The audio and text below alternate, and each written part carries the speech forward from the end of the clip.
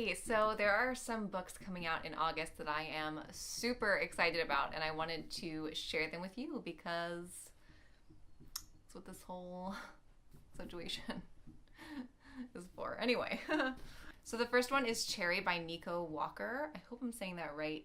But I don't know if you can see it, but there's actually a skull in the cover, which is just absolutely gorgeous. And it's, of course, the cover and the font that like draws you in at first, but the story behind this book's actually really interesting. It's written by a guy who has been a lot of things in his life, and he actually did a lot of heists, and he ended up in prison, and it's in prison on a typewriter that he wrote this book.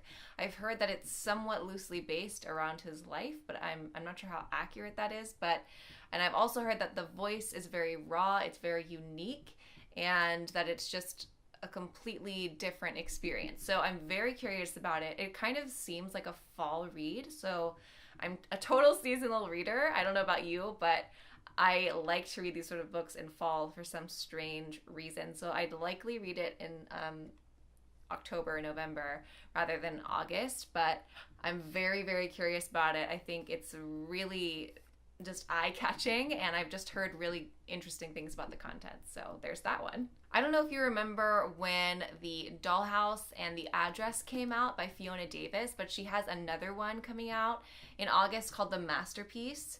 I've only read The Address, but Dutton did send me a copy of the Dollhouse as well because they're so sweet to me, and I'm gonna read them both because when I read The Address, I liked this like historical fiction style that she has. It's very efficient, but it's still got those like vintage, almost romantic aspects. She usually centers it around some piece of architecture, which I think is really interesting. This one is about the Grand Central Terminal and the glamorous Lost Art School within it. So it just sounds really fun. Women are always at the center of her stories, and it's just such a joy to read her style. So I'm hoping to enjoy this one as much as I enjoyed The Address. It sounds pretty good, and I do like her covers.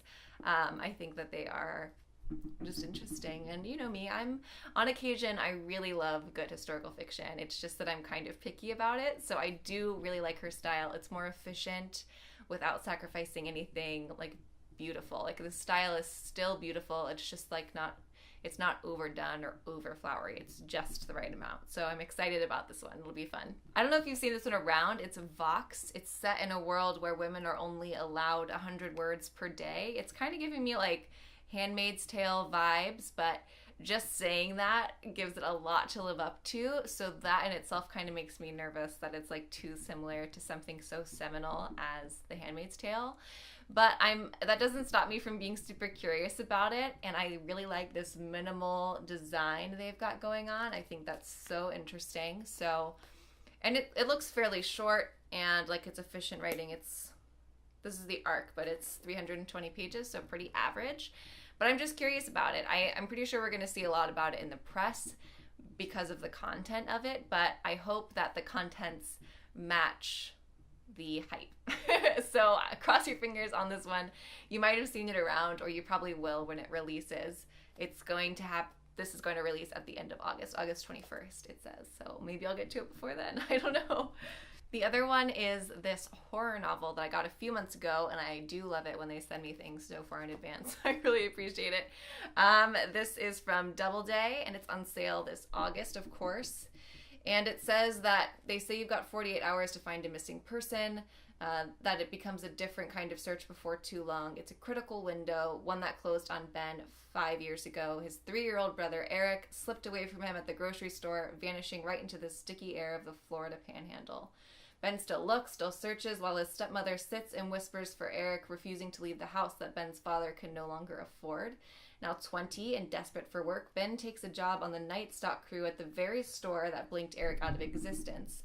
He can feel that there's something wrong there, with the people, with his boss, with the graffitied baler that shudders and moans and beckons, but he's in the right place. He knows the store has much to show him, so he keeps looking. But Ben misses the most important thing of all, that he should have stopped looking. So, sounds like a really good, sort of almost a classic style horror.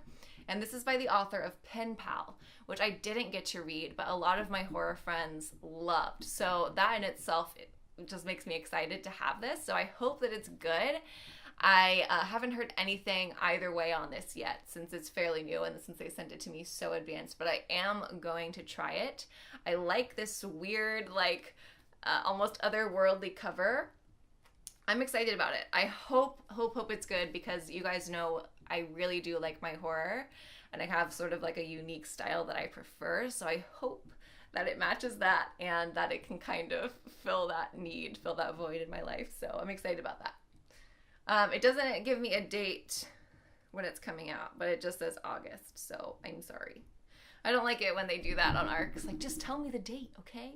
I can't keep track, all right? The last one is a fantasy, like a time travel fantasy that has to do with a painting and like multiple lives. So it is called The Phantom Tree, and it's been a while since I've read something like this, and I don't know what came over me. I don't, but suddenly I was in the mood, so I decided to say yes to this one. It's on sale at the end of August. I don't know, it just sounded fun. It's has to do with Mary Seymour, Catherine Parr, Wolf Hall in 1557, an unwanted orphan presumed dead, and it just, I don't know, it just seemed fun, all right? And I just wanted it. So I said yes to it.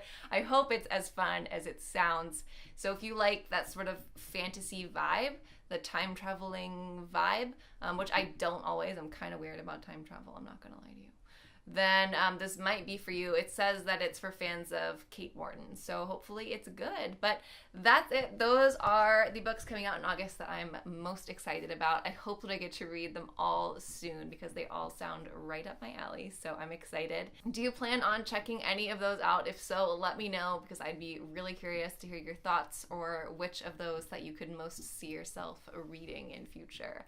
That's it, you guys. Thanks so much for watching. Do me a huge favor. If you liked this video, give it a big thumbs up, and go ahead and press that subscribe button.